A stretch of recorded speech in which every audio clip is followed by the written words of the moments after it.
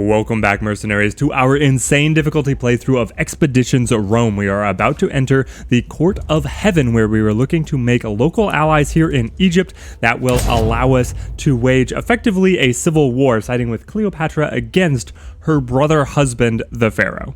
Welcome to the Court of Heaven, the most important annual meeting of the elders and the reason for our presence. It is an honor to have you among us. The honor is mine, but I'd like to know what I'm walking into first. Of course. What do you want to know? Is there anyone I should be wary of? Isil and Mador are the most respected elders among us.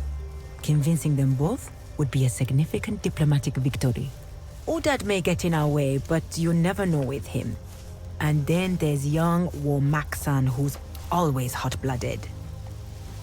What is the uncertainty with Udad? As far as his influence goes, Udad is on par with Mador, except he is more of a traditionalist. He prays to his ancestors 2 times a day, dawn and dusk, hoping they would answer his questions. And do they? How should I know? They are his ancestors. Will this Warmaksan give me trouble? A young man trying to impress his elders? Always a dangerous thing. He is renowned for his prowess in combat, but his diplomatic ability leaves much to be desired. A man after my own heart. I was gonna say, that sounds just like Bestia is going to get along great with these people. We will find a way to convince them. I believe we shall. This looks like an enormous environment to explore through. We're probably going to jump over most of it, but if anything interesting happens with the interactions with these little vendors and the side interactions here, then I'll make sure to include them in the video. Ah, the moment I saw you, I knew what kind of connoisseur you are. Unfortunately, that sewa is not for sale. That birthmark by Zeus and Pythagoras. My sister. Finally, I found you, sister. Restrain No way. yourself, Roman. I told you, that sewa is not for sale. What do you mean, not for sale? Another customer wants to purchase her, and already made a portion of the payment. The sky is gone from her eyes. What did they do to her? Magister, I don't know what I should do. What do I say? What did you do to her eyes, Gulusa? She was a curious one, listening in on conversations she should not hear and watching events she should not see. I had to correct this problem. We burnt her eyes out. Now she's naturally less curious. You blinded her? This outrage is unnecessary. Am I telling you how you should run your legion? Then don't tell me how I should deal with my sewa. That's my job and my expertise. I do not know what kind of trick this is, but I have no brothers. Please let go. Your insistence will be bad for me. She does not recognize your voice, Bestia. Say her name. Her name? I do not know her name. I do not remember it. It's been a long time. What do you want to do, Discipule? Your actions will determine the kind of man you are. Finding her was once the purpose of my life, Magister. I am not leaving without her. Do something, Legati, or I will. Well, this seems to be the fulfillment of Bestia's deeply personal quest to be able to find his sister. Normally, I would be on the side of initiating combat, making sure that we are able to take his sister because the man does not seem interested in selling her. But I also do not want to stir up trouble at this gathering, and the game has shown that they do watch your actions at different points in the game to alter different dialogue options and other story decisions. So let's see here if we can be a little bit more diplomatic. Whatever they are paying you, I will pay twice the amount. Tempting. What you're saying is you can pay me 8,000 denarii right now? Never in the history of the world has anyone paid even half that much for a sewa. He just doesn't want to sell her. 8,000. Insane. So we don't have the 8,000. We can jump probably to combat here, but because we have taken the Logos focus, we are a very reasoning individual. We do not lose our cool. We offer 2,000 denarii. You are lying. You have not been offered 4,000 denarii. However, unlike your prospective buyer, I am here right now, and I will offer you the princely sum of 2,000 denarii for this survey. I see. You drive a hard bargain. Deal. Selling blind Selwie is always difficult. Take her. Thank you, my friend. We ordered. You can't even guess how much that means to me. I shall find a way to repay you. Oh, don't be ridiculous, Bestia. You don't, wait, no, you don't have no, I'm not going to say that. Let's see, forget about it. You would do the same for me. He would. I would. For I am a good man. Come on, sister.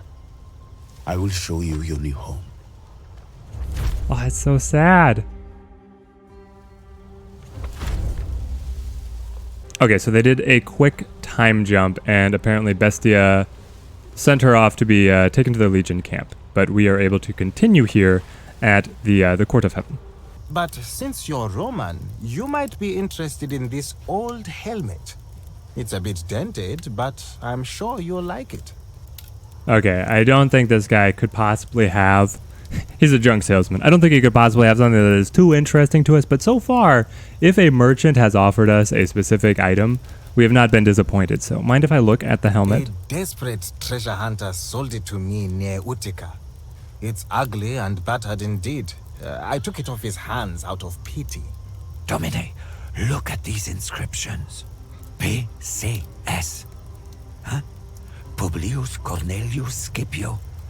By the limping leg of Hephaestus, this is the helmet of the famous general Scipio Africanus. An item of infinite value. It's a fancy hat, Cineros.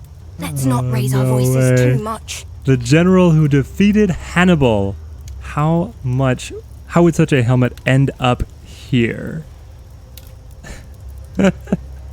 Oh, we found another legendary item. We have been absolutely showered with legendary items here at the beginning of Act 2. You know, when you have Cineros looking over your shoulder and being like, that's the good stuff, you grab it. That is impossible to say, but there is no doubt in my mind. The design of this helmet is from the right time period. Perhaps he gave it away in an exchange of gifts after the Battle of Zama. Scipio Africanus was without a doubt among the greatest strategists of all time. This helmet is a priceless artifact. Well, I clearly do not know my Roman history well enough. I thought that Hannibal was defeated in Italy, that he brought his army all the way around to invade Rome, and that was where he was defeated. Not somewhere here around Egypt or even in Africa at all. But anyway, I might be able to reuse the iron or bound out the dents of the helmet. I'll take this junk off your hands for 50 denarii. That sounds like a fair price to me. I hope you will find some use for this old thing. Do you want anything else from my stall? Oh, we grabbed it for 50. What is it? I gotta see now. Scipio Africanus's helmet, level 2. All resistances +6, +1% critical chance, but the key. If you end your turn with an attack action still remaining, you will start your next turn with 2 attack actions. Purchased from a Berber merchant at the Court of Heaven who claimed to have brought it from a treasure hunter in Utica. The inscriptions inside the helmet leave no doubt that this once belonged to the famous Roman general Scipio Africanus. That is amazing. Oh, how do we set up our party then? I had been wearing Mithridates' crown because of the incredible durability that it allows. But we could probably shuffle the crown over to one of our princeps, one of our heavies, and then we could take... would we get the most use out of the Scipio helmet? I feel like we would. Queso already has his personal legendary helmet, so I think we go down. Danny, what are you wearing these days? You've got this beautiful Corinthian helmet. It seems tough, but how about you wear Mithridates' crown? That'll make you tougher.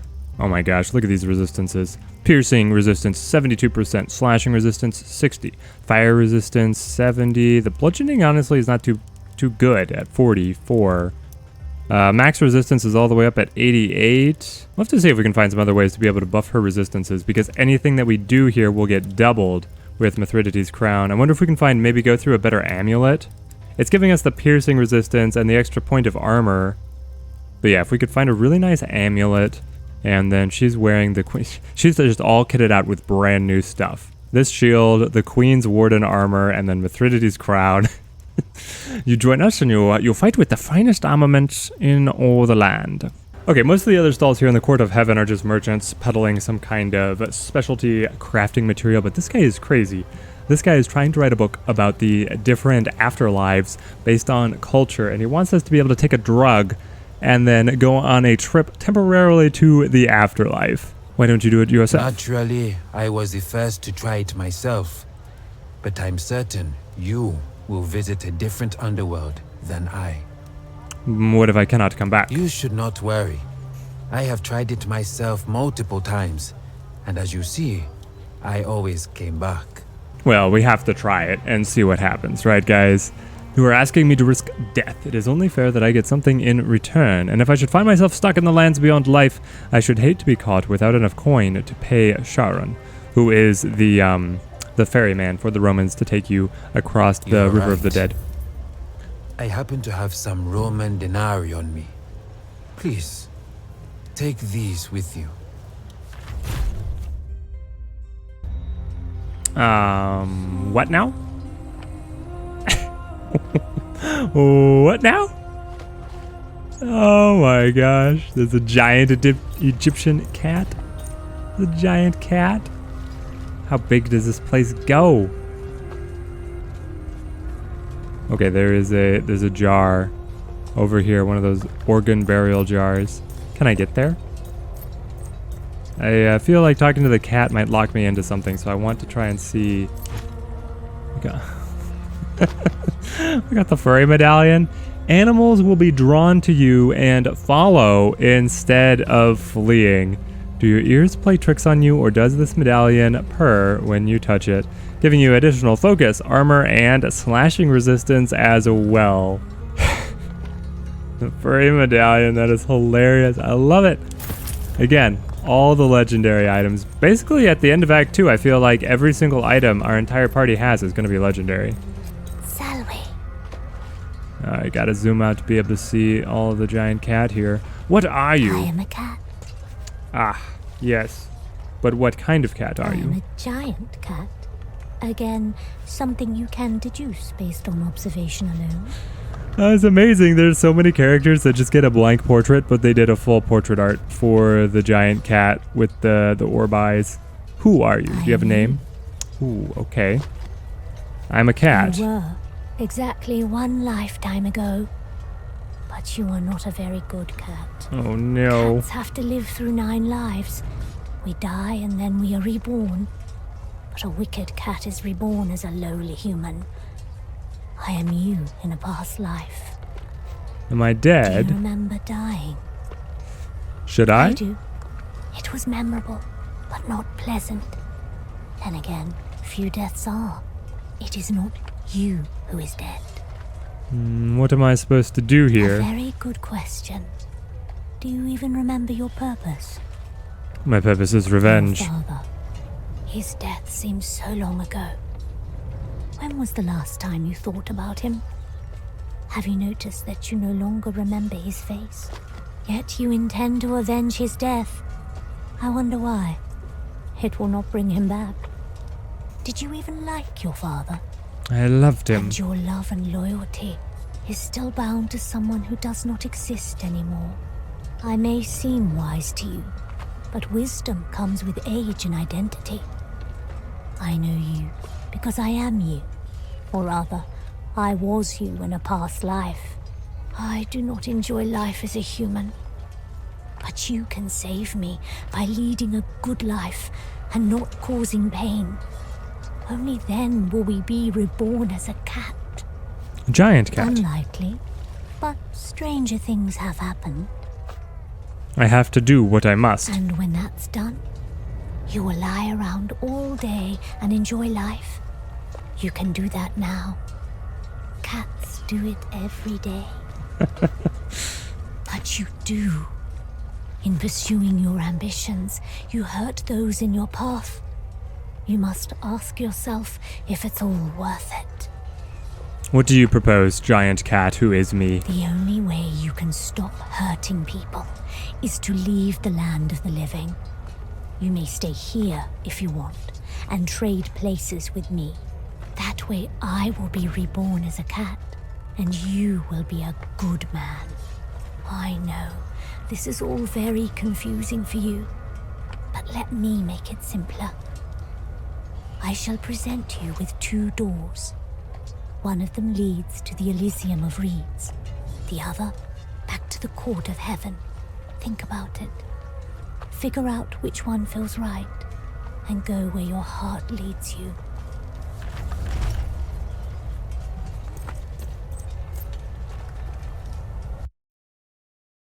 What? Can't we have reincarnated as a cat? The game is over. We chose the wrong door. Roll credits. That is amazing. Absolutely amazing. Alright guys, looks like we gotta take the red pill here. Return to the land of the living. You're back. Quickly, tell me what you saw before the visions fade. Okay, let me tell you about this giant cat, man. Giant cat. Ah, that's bizarre. Thank you, my dear friend. With your help, people all around the world will have a better afterlife experience. Please, accept this amulet as a small token of my immense gratitude. I hope to see you again when my book is finished. Well, alright. Wow, I got 50 XP for everybody out of that. Worth doing. Well worth doing. And he gave us yet another amulet? If this is another legendary. Okay, so this is the Amulet of Tenet. Health, base damage, piercing resistance. It's a good amulet. But who, guys? Who is going to wear the furry medallion? Okay, we've spoken with all the merchants. I think that it is time to go ahead and ascend the Court of Heaven to be able to speak with the tribal leaders. But of course, loot anything that we find along the way. And here we are at the very peak of the Court of Heaven. Looks like we go in alone. The Roman finally joins us in the flesh. Your reputation precedes you. My name is Marcus Fabius Aquila, not the Roman. Esteemed elders, now that we are all here, our talks can begin in earnest. I have told you all of the upcoming war, of the possibility of Nazamenes being trapped between Roman legions and Egypt, and I have explained the potential advantages of an alliance with the Romans. Now is your time to ask your questions about our proposal. I'm sure many such questions burn your tongues.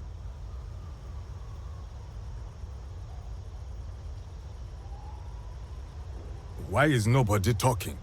Have you lost your voices? Are you all afraid of the great Roman? Cowards! That's what you are. You are a disgrace to Nazamones. It is only you who disgraces us in front of this foreigner, Warmaksan. Is it up to you to talk when your elders are silent? You confuse courage with insolence. Nobody is afraid of the Roman, but it is unwise to insult your elders. Nobody is afraid of the Romans. I am. They've conquered Nazamones once. They rule Egypt and possibly myriad lands, the names of which I can't even begin to pronounce. One would be a fool not to fear the Romans. Run to your Roman masters with your tail between your legs then, Medu. I shall stand and fight, and if need be, die defending my people. Warmaksan, Medur, know yourselves. The ancestors are watching. Do not disrespect the court. How many troops do you need, Roman? For a fully raised legion, we would want 4,800 troops. But I feel like we don't talk hard numbers here at the gathering. We just say as many as you can find. An imprecise answer. Now that is inspiring leadership. An imprecise answer is an honest one, Udad.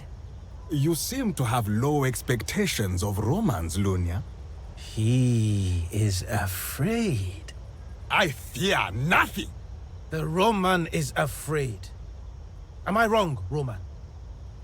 There is no way you can advance towards Egypt without our help. You can wait for your masters to send you reinforcements, but by then it will be already too late. And what if we refuse helping you? It is not conquest you are seeking. You are trying to survive. Are you not? Trying to guess the right answers for all of these different tribal leader personalities is impossible. Each one of us has their own nemesis. He who does not fear is a fool. Indeed.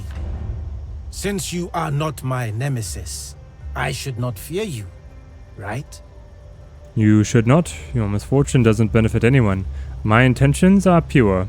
As you said, he who has no fear is a fool.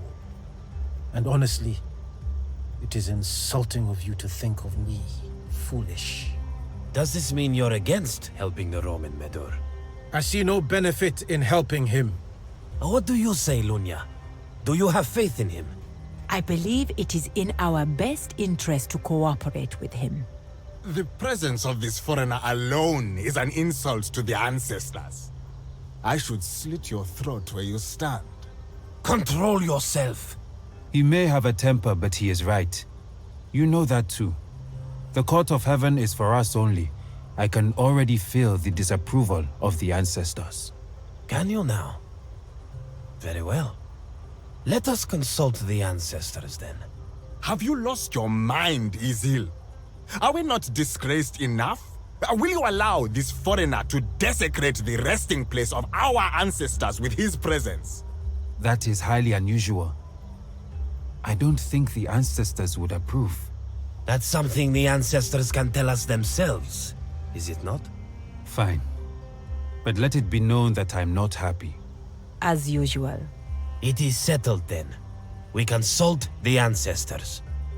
Well, now we are traveling to the holy burial site, where the tribes will be consulting the ancestors to see whether or not they should lend their support to our legion. Drink the ritual milk and enter into the tomb of your ancestor. Truth will be revealed in a dream. Great. More otherworldly experiences and drugs. How do I know you will tell the truth of what your vision will reveal? Anyone who lies about such sacred matters will be judged most harshly by the spirits. We can start as soon as possible. I'm ready. I've already spoken to the other elders and they didn't have anything interesting to It say. is bad luck for the living to enter a grave. Lend me your luck then, Tabat. I will give you what I can spare. Make sure to return it when you are done. I will.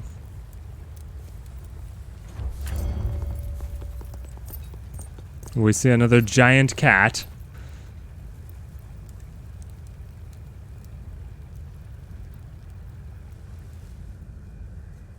There is foul dealings afoot. This is Warmaksan, the young warlord who hates us. Oh no.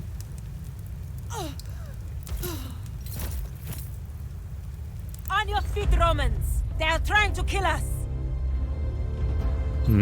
So the adversary makes themselves plain. Well, this was honestly a better way to me to resolve this than going to the ancestors' tombs. Lunja, you are a very interesting character with a shield, spear, and a bow. If only I could teach my own units to be able to wield such a complement of weapons. So we have to beat Warmaksan, and Lunja must survive, and we have to eliminate all the enemies as well. Okay. It worked! They are caught with their pants around their ankles. Don't let overconfidence weaken you, Warmaksan.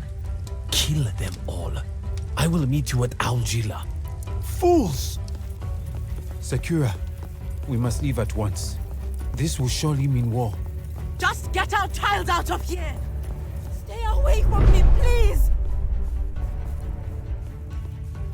Help! Somebody! I have nothing to do with this. Somebody! They're fighting!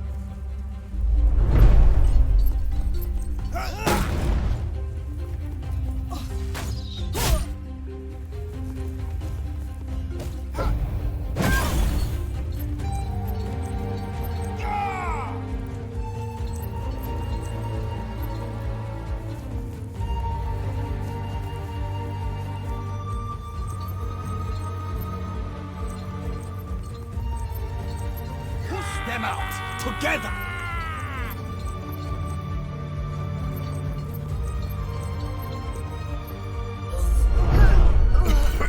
Yuck! The enemies were able to take that first turn. They are hemming us in. They did quite the number on us. They have these new enemy types. Where are they? Here they are, the shaman. The shaman will throw the poison bombs. I mean, it's exactly like the alchemist. The Greek alchemist would throw Greek fire. The shaman will throw their poison. While I am a little daunted as to what these berserker class characters will do, because nobody has shields, I think this might actually be a little bit easier to get through these enemies than the Greeks. It seems that the key trait for the Berserkers is the Indomitable trait. If the character is downed in combat, they will revive at the start of their next turn. They will be invulnerable for that turn, but then will die at the end of the turn. Alright, Jules, swing out to the flank. This is a fantastic opportunity to open up the interrupt here. Get a really wide range, and all these enemies are going to have to close in to us to be able to work. And Queso, come on up. We've got defensive strike here, and then with his particular sword, he is applying assessed to the enemy. The next attack against this character will guaranteed be a critical hit, which is really cool. That means that we can send a Marcus up and then use this shield thrust, because we're getting bonus damage for all three of these characters being shielded, and then we are guaranteed to crit on top of that. We should be able to just wipe him out. Right past this guard. We're going to go ahead and throw the Pilum to be able to get our guys out and around. Otherwise, we were too hemmed in there, I think. Perhaps I need someone to help me here. Does this hurt? Good, that means you're fine. We've been able to break out of our poisoned corner here, and now we get to use Curse out of Cineros, applying Weakened to all of the enemies in this radius, cutting their damage in half, and he was still able to take the poison off of Bestia. So right now the two poison characters are Cineros and Jules. I think we'll be able to get through that, and I guess we could also lend some extra support to our friends here. Jules has already set up the Overwatch, so we are ready to roll over and see what they've got for us. Oh no. Lunja's tribesmen are not holding up very well on the morale front. And we're gonna watch everybody just panic. Here comes more berserkers. You make my sisters look like delicate flowers. Can't wait to meet them. Come on, Jules. Thing of legend. Jules, aren't you supposed to be able to attack twice?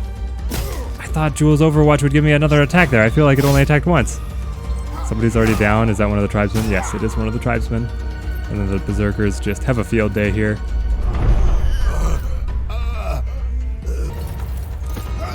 Alright, okay, so you get to come on up. You take the deflection here. The guy was ambushing, so he was just crouched down and then got a free attack as soon as somebody else moved in range. But Queso had deflection up from last time.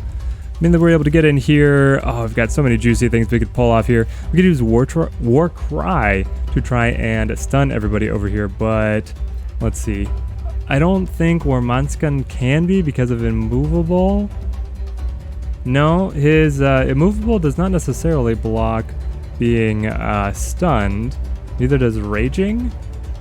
He does have Shake It Off there at the bottom. 100% chance at the beginning of your turn to automatically cure one negative status effect currently affecting you, which means that if we apply stun, we would want to apply maybe another status effect from Jules to try and make it so that the stun is the one that will stay. I do want to try War Cry here, because this radius is so good, being able to catch all three of these guys. Give them the yell. There they are. All three of them are stunned. Okay, now how can we capitalize on this the most? Reckless onto a Marcus, and then shield thrust. Not able to get him. No.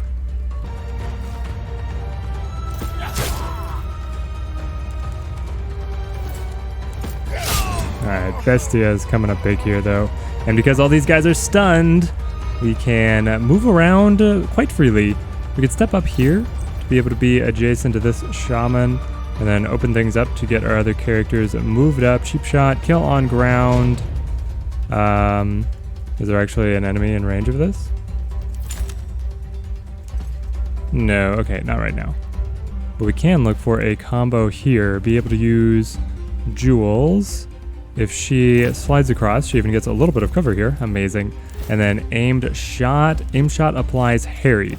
So we apply harried onto Warmaksan, the enemy boss. And then we use heavy blow. If the enemy is harried, we can knock him down. So now he's stunned, harried, knocked down, having the worst day of his life.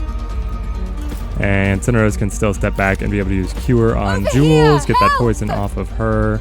No permanent damage.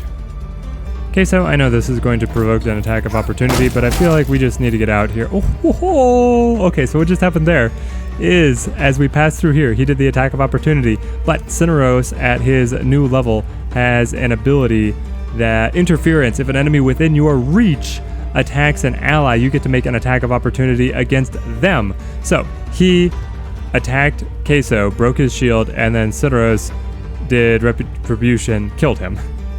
Fantastic. Okay, then we're going to move Bestia up to be able to flank Warmaksan. Cineros. Cineros can still move, but he's basically out of all his other possible actions. There we go. Let's see what the enemies, how the enemies want to respond here. The civilians want to just get away. Makes sense. Our quarrel is only with Warmaksan and his tribe. Oh no. And they've got poisoned arrows as well. These tribesmen, they fight dirty. But now that my enemy is flanked, I think Bestia is just able to destroy him here. He has these 2 attacks coming across. He's got 9 health left. Shiv would do 7 piercing damage, which would get us most of the way. So we Shiv. Oh, Shiv finishes him. And then this guy routs. Alright, Bestia, Warmaksan has been dropped. Kill the incapacitated target. And that will devastate the morale of all of his men.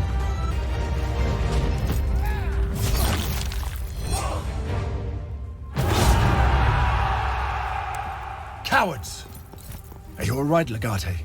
There we are. We are victorious. What happened here? Isil was always too smart for his own good. But honestly, I never expected him to go this far. Treacherous bastards. We'll get them, do not worry. I must give it to old Isil. He fooled even me. At least now we know where he stands, and we can defeat him. We may have to. And not just for him, but Udad as well. He's likely to retreat to his citadel in Augila. Unless you can find a way to get rid of Udad, Isil will be intractable. With or without Medel's support, we will need to defeat Isil, or else Nazamenes will not fully stand with us. Great. What a mess. Let us establish a foothold first, just like I learned to do in Act 1. Right. We'll do this the Roman way. The conquest of Africa. New goal, conquer the tribes of the Nesmones. We have 5 regions remaining and so much loot to gather around here. There it is. Warmaksan staff. Each hit has a 20% chance to apply knocked down to the target. Again, just showering us with the legendary items in Act 2 here. So we get the broad swing. That is the attack that can hit multiple targets all around you. Of course, heavy blow, reach, spin attack. This is the 5 attacks that does tremendous armor shred. And then whirlwind affects all adjacent characters and can damage allies. Able to do pretty decent damage. I don't see... Well, okay, so broad swing actually does less damage for each target hit. That one would do full damage to everybody. And then we just get to keep on looting the bodies. Looks like it's time for some good old-fashioned conquest. Let's let the Legion out and attack the enemy outpost that is neighboring, and while we send our personal party across through the mountain pass over here to be able to get scouting information on this other adjacent zone that I would like to strike next. We've already taken the quarry in this portion of the land, so we've got the paved roads, enemies on the move. We have the paved roads, so we should be able to make really quick work of maneuvering around this region. You are making good time today, and your party decides to make a quick stop in a small village along the road. No sooner have you dismounted your horses than 2 unassuming men approach you. They remove their hoods when they draw near, revealing themselves to be Romans, exploratores from Legio Vitrix. The older of the two greets you respectfully and gives their report. They are surveilling an army of Berbers who are gathering to attack Apollonia, which is our home base, our only home base right now. So we will send one of our Praetorians with a small team of speculatores to sneak into the enemy camp and poison their water supply, slightly reducing their aggression, making things a little bit easier. But these generics I'm always free to be able to send them off and do these missions. Okay, it does complicate things a little bit because we're going to have to send the Legion back here to be able to defend this zone, while meanwhile I want to attack and then subjugate this zone, because if I just attack and leave, I guess the enemy army doesn't actually get to recoup, but I probably then want to go ahead and, rather than gathering the scouting information, come in here so that we can quickly secure our control of... Wait, why are you leaving? I didn't tell you you could leave. Where is the Legion going? Please, game, tell me this. The attack is still on, and they are walking. Wow. They fully canceled their mission. Here we are. Our success is basically guaranteed. Let's send one of the new guys in so that he can begin picking up some experience. We've got our stalwart general from the previous campaign who has returned, and then another pretty well leveled up general, and then these guys are fresh blood. So here we go. We're going to lock in the commander, and let's see if we get... It would be interesting if we get any new tactics for fighting here in Egypt. Let's use the strong right flank to be able to increase our own aggression. That will play into our commander being... Ooh, I could also go for maniple channels, the extra 20% aggression. All right, let's go all out. See if we can scatter them to the wind. We'll have to inflict some crazy casualties to be able to do that, though. Form wedge, break the enemy morale. This minus 20 morale means that we cut their manpower, their effective manpower, by 200. Morale is so pivotal here. The enemy cavalry has decided to charge us. Let us repel the cavalry. That will increase our casualty survival rate, though it will cut our aggression significantly. We've been able to go at full aggression for most of the battle here, so I'm gonna back off a little bit. And now we can get... Now that still doesn't give us a loot chest, so that's out. Tending to our wounded, I am not super interested in because we've got plenty of time to be able to recoup our casualties. The Legion morale, always solid. Finite milites exultare. Dribble of experience for our commanders, though it actually looks like we lost 15 experience for the army itself. And then plus 10 army morale. There we go, and we have the region under our control. We are going to have to complete the Pacification quest with our Praetorians to be able to keep the region under our control. Let's try and blitz that down before this attack happens. To be able to pacify this region, we have to eliminate the Berber warriors that call themselves Lions of the Desert Night, a rebellion that has sprung up as soon as we already had captured this area, and we need to be able to deal with them quickly so that we can send the Legion back home to intercept the attacking enemy offensive. We are going to go with our tried and true strategy. Sunrose will lead the main force, and then we will fill in the rest with our heavies, our archers, and go from there. Straightforward, eliminate all the enemies. I wish that they would allow us to bring in 2 of our regular named companions. But I guess the idea is they want you to develop the rest of this team of Centurions. Oof, the enemies get to go first here. That poison is going to be very nasty. At least we do have Sunrose to be able to support. The problem here is that during the 5-year time gap between Act 1 and Act 2, all of our main named story companions, they were with us and they shared experience, but all of the generics were not. They were considered disbanded. So there's an enormous level discrepancy between us here. So like if we look at the enemies, they're level 9. This guy's level 11. The leader is level 14. Cineros, level 10. He is the most experienced character we have, and these guys are like level 7, level 8. So an enormous uphill battle for us to be able to do anything. And their gear is also a little bit on the weaker side. So we'll see how well this turns out. Yeah, we got the enemy leader. Oh, yes. Our archers each used their status effect arrows. We got one crit, which was a little bit lucky, but then the combination of a bleed and a fire dropped him. We need all the help that we can get, so I'm not going to feel bad about critting him and bringing him down there. Okay, so we lost. An archer is already down. I wanted this guy to be able to hold the choke point a little bit better. I probably should have pushed him up to this position so they could not get around into the archer. This guy had already pushed in and flanked us and was messing up our positioning. We'll get the slash. That drops him. And then I would like to be able to mark this guy, but they have freedom of movement, so marking them doesn't do anything.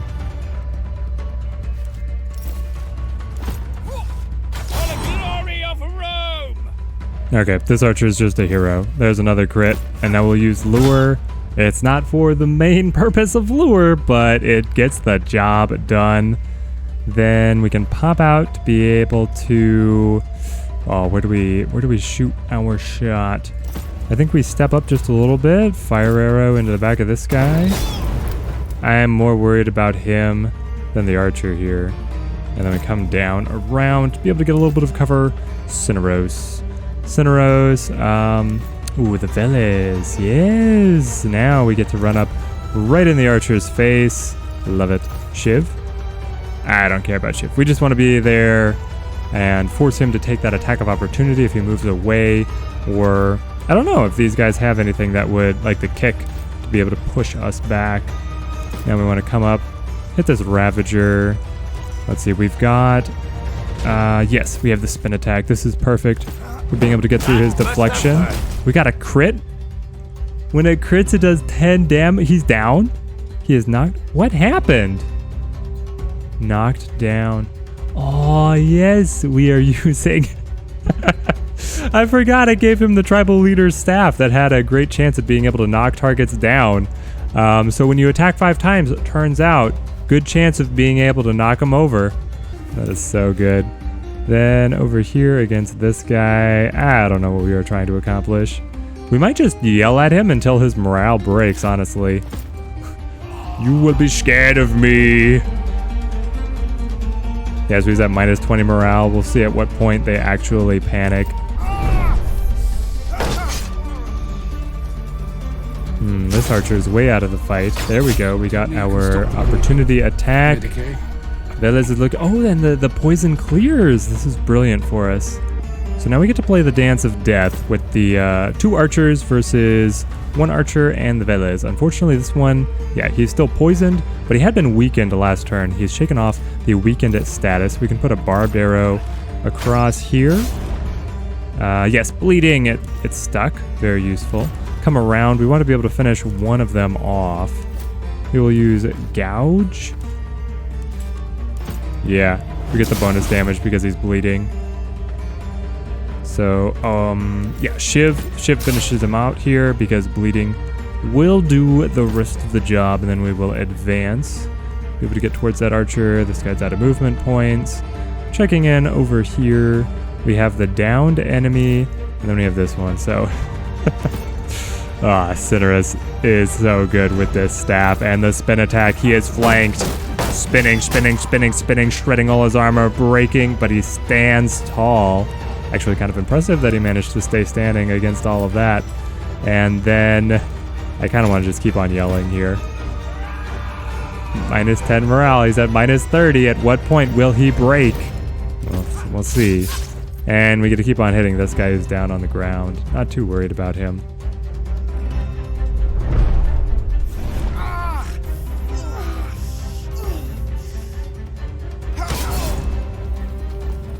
Or are they going to drop Cineros? No. Critical injury on Cineros. Okay, my revenge will be fierce for you to drop my trusted companion Cineros. Give this guy the 1-2.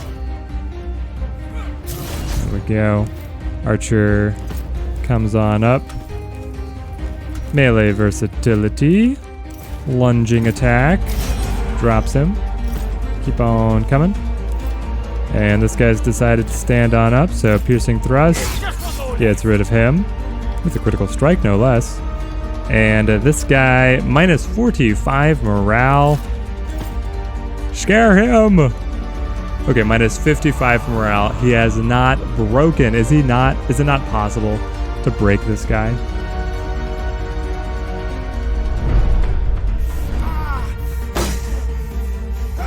Our social experiment of at what point his morale damage would be too severe that he would actually break is clearly backfiring here.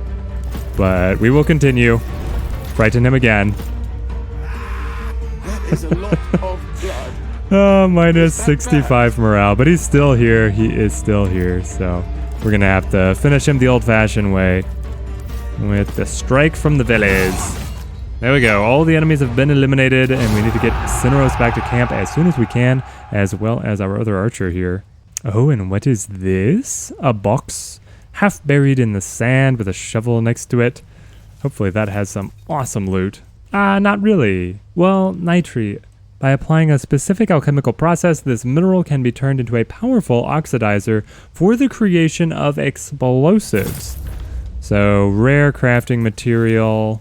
I don't even know if I have a recipe to be able to make use of that right now, though. Oh, hang on. The shovel. The shovel is not just an animation. It is a real item. Yes! You can loot the shovel. 5 to 9. Oh, it's only shovel 1. And then shovel slam. Sure, I'll take it. I'll take it. Hey, there was that one point where you had to have the pickaxe at the temple in Asia Minor to be able to get one of the legendary items.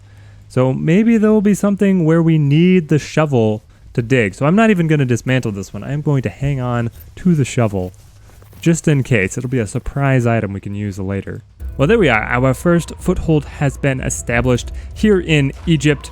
I think that as we progress from now on out, unless anything too terribly interesting happens during one of the pacification missions or a conquest situation, I will probably go back to just showing the main and side quest pieces that come up when we use our personal party, but we'll of course be continuing to show the updates of our conquest, which will have to proceed in the next episode. Thank you guys for watching. Let me know what you guys think of Act 2 compared to Act 1 here, and subscribe if you want to make sure that you see the next episodes as soon as they come out. Till next time, thank you guys for watching, and have a good one.